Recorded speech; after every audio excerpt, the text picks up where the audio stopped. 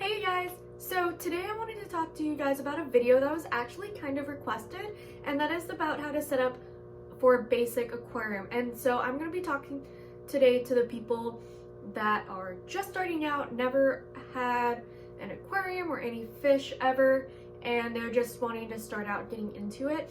And I want to go over the basic things that you will need, and also some basic things that you may need to know about it. So that is going to be a lot to cover, so let's go ahead and get started with that. So what I have here in front of me right here is a normal 5-gallon standard tank. And the reason that I have a 5-gallon tank rather than a smaller one is because I do highly recommend trying to at least get a 5-gallon tank. And so the rule of thumb that I'm going to want to go on is please try to buy the largest aquarium that your space and budget will allow. That's kind of just my rule of thumb, especially if you're looking at it into possibly like wanting more fish, really getting into it, because I promise you, if you end up absolutely loving it, you're gonna want a larger aquarium, because the larger aquarium you have means the more fish and the more variety of fish that will be open to you that you can put in your aquarium. So that is all that I'm going to say about tank sizes. I might have a video just dedicated to tank sizes, or like the myths about fish keeping, that I'll go more in depth with it. The next thing that I want to talk about is lighting, or for the lids. So a lot of these types of lids with the kits comes with this little light up here. And for the most part, this light's good for fish. However, you may need to purchase a separate light for planted aquariums, because these kinds of lights aren't always suitable for different types of plants that you want.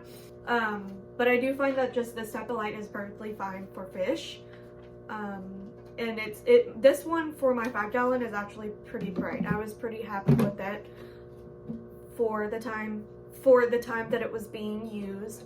I do recommend getting a lid for it, and the lid will serve for a couple of purposes.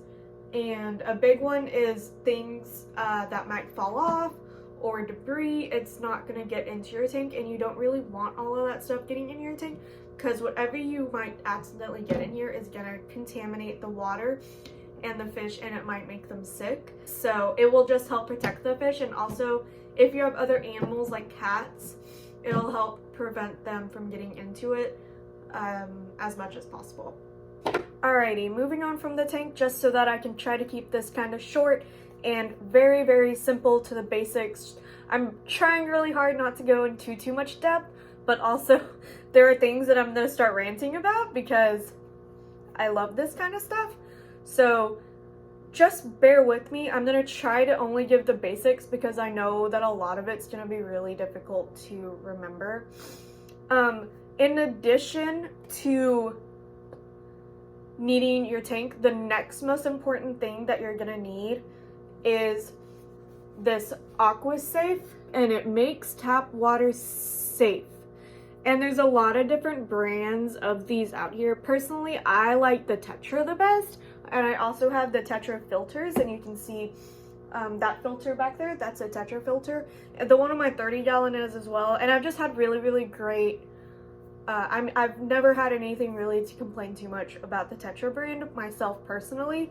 And this is just, it's just going to do what it says. It's going to make tap water safe for your fish, because tap water can be very hard and have other stuff that makes it safe for us to drink. However, not so much safe for those guys to live in. So we want just to make sure, and it's going to go in and kill off some of the stuff that might not be as safe for your fish to live in. So yes.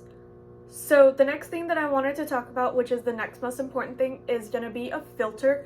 So I didn't have an excess filter. All of the filters that I have right now are currently being used, but I actually have one hanging off the back right there. It's the black one right there.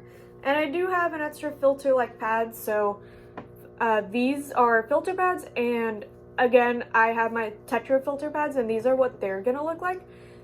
And every single aquarium should have a filter, and it's just gonna be constantly flowing the water, which is gonna add oxygen into your tank, as well as gonna mechanically take out some of the larger debris that it's gonna pick up in the aquarium that you'll want to be taken out.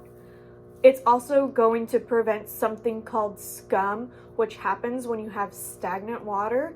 And if anybody has this problem right now, a filter is going to fix that, because the reason that's happening is because the water is stagnant and there's no movement. So you've got like a little white foam happening up at the top, and a filter to take out the debris and get some water movement, water flowing in there, is going to help that out a lot.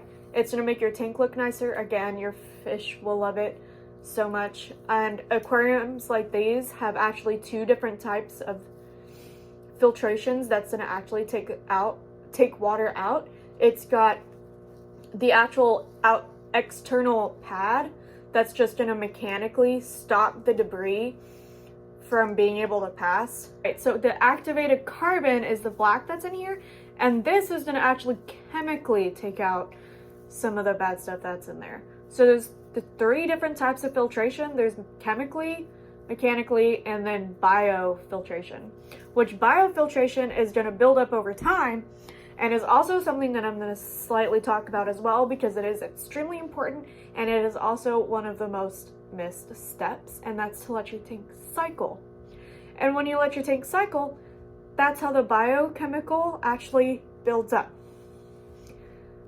Whenever you let your tank cycle, it's going to do 2 things. It's going to let it go through the nitrogen cycle, and it's also going to let good bacteria, or the biofiltration,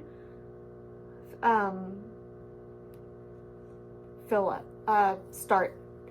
And if you want to speed start up your tank, they do have live bacteria that you can buy at pet stores to put in there, and it will help.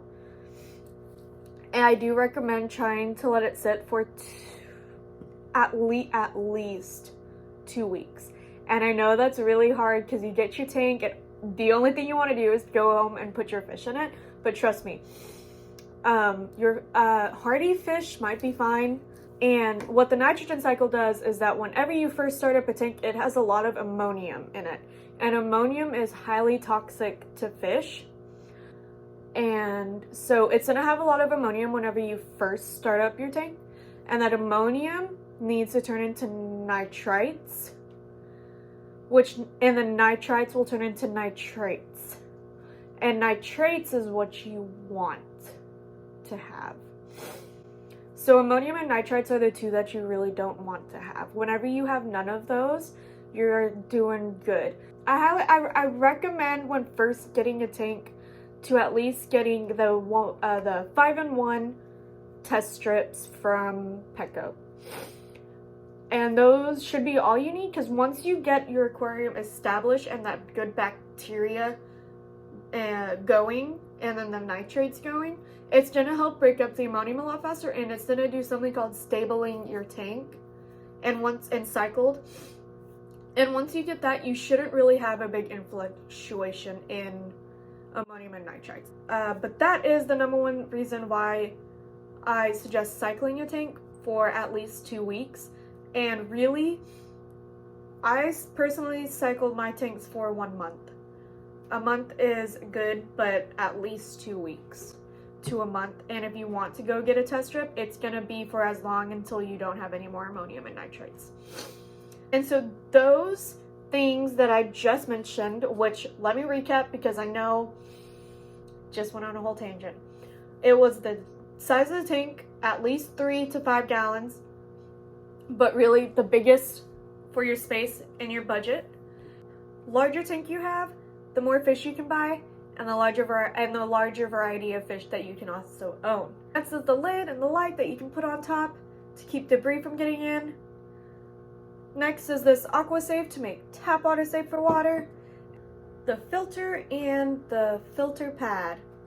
Alright, so these last few things that I'm gonna talk about is mostly gonna be stuff that I don't know if you necessarily absolutely have to have, but I highly recommend. And I guess the first thing that I'm going to talk about, I am going to say that it's probably something you should definitely have if you're going to have one. And that is a filter heater. That is a heater. A heater is going to obviously bring up the temperature of your water. And a lot of the fish are actually tropical fish. And that means that they need to live between 78 and 82 degrees Fahrenheit. And I'm going to say that a betta fish is a tropical fish. So they should have a heater to keep their tank about 78 to 82 degree Fahrenheit, and then to make sure that it's going to be about there even on like the colder days. And so yeah, I really highly recommend a heater. It's going to be very beneficial for your fish. They're going to move around a lot more, be a lot more happy, and it's going to make you a lot more happy. So yeah, the heater, I think I am going to put it in that you should probably get one. But the last ones are all cleaning supplies that have actually just really helped me out, that I really like. And one of them is my 3-gallon bucket and my gravel vac. So my 3-gallon bucket has been a absolute lifesaver, and it was like $8 from Walmart, and I bought it 4 years ago. So it's been super durable, very helpful. I absolutely have loved it.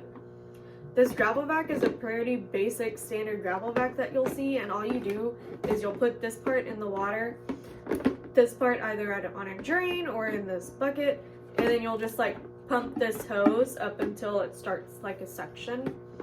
And the gravel vac is going to take out water for a water change, and you'll also be able to like vacuum up the debris that's at the bottom of the tank that's too heavy for the filter to pick up.